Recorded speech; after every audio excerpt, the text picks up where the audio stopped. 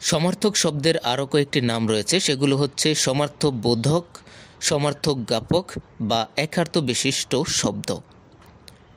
এই সমার্থক শব্দ ব্যবহার করলে আমাদের শব্দ ভাণ্ডার সমৃদ্ধ হয়।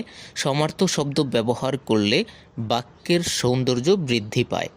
অর্থাৎ আমরা যখন সমার্থক শব্দ ব্যবহার করব, আমাদের যে শব্দ ভাণ্ডার রয়েছে সেটা সমৃদ্ধ হবে, আমাদের লেখনীতে বিভিন্ন ধরনের সৌন্দর্য ফুটিয়ে তোলা যাবে। এজন্য সমার্থক শব্দ ব্যবহার করলে আমাদের বাক্যের সৌন্দর্যও বৃদ্ধি পায়। তবে প্রশ্ন থেকে যায়, সাধারণত কোন ধরনের শব্দে সমার্থক শব্দ হয় না? উত্তর হলো অজ্ঞতামূলক শব্দ। ঢাকা বিশ্ববিদ্যালয় খ ইউনিট 2007-08 সেশনে একটি প্রশ্ন এসেছে, সাধারণত কোন ধরনের শব্দের সমার্থক শব্দ হয় না? সেটি হলো অজ্ঞতামূলক শব্দের সমার্থক শব্দ হয় না।